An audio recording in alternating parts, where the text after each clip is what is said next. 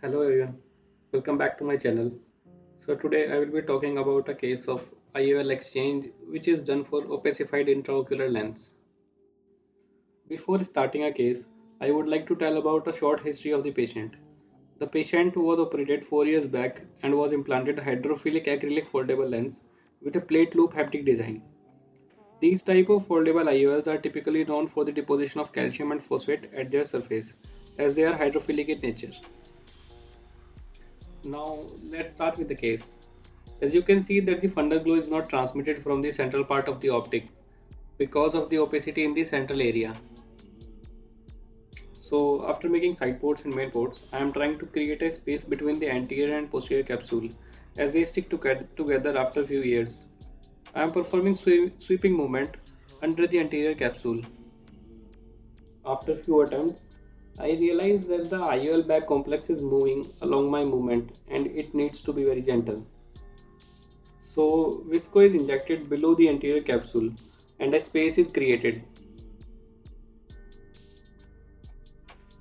Now on tapping the IOL, the optic seems to be free and mobile.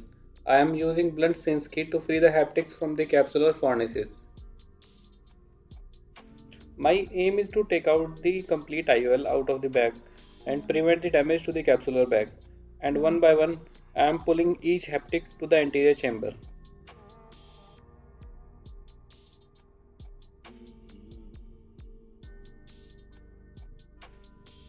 Here I am happy with the first milestone, which is to save the capsular bag and take out the IOL into the AC.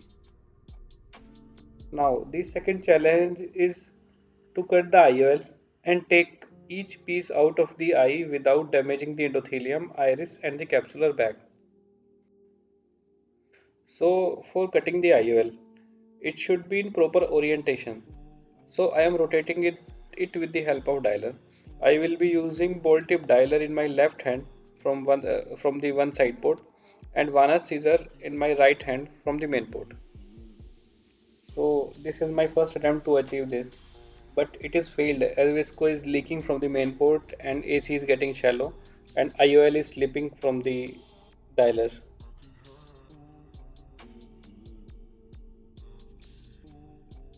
Now the OVD is again injected, IOL is realigned, and let's proceed with the second attempt.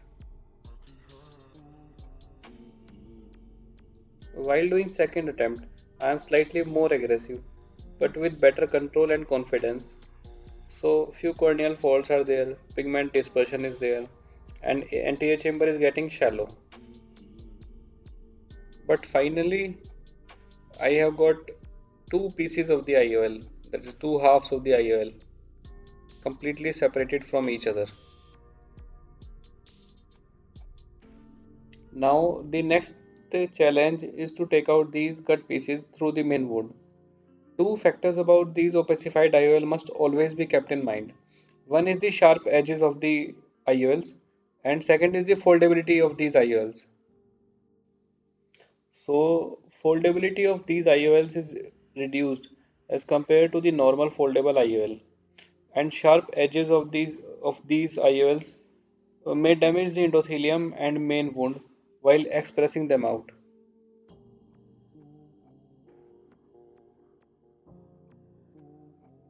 So to express them out, I am using micro forceps, and first piece is easily taken out of the main port, and now it's time to take out the second piece.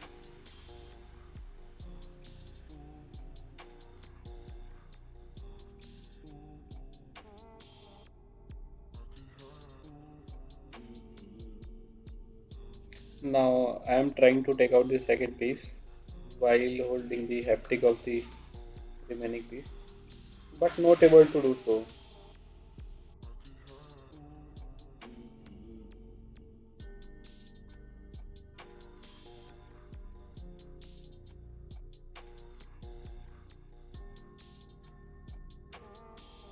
Now I decided to change the orientation and express it out from the other side, but I am not able to take it out.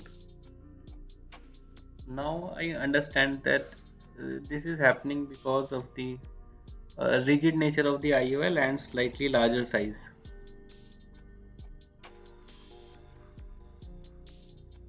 So ultimately, I had to increase the size of the wound up to 3 millimeter and take out the remaining IOL from the same 3 wound.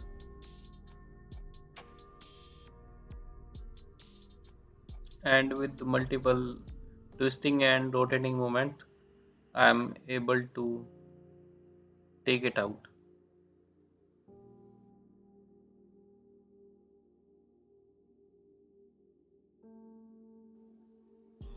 And finally, Visco is injected to check out the integrity of ocular structures like iris and the posterior capsular bag. And foldable hydrophobic acrylic material IOL is injected into the same capsular bag.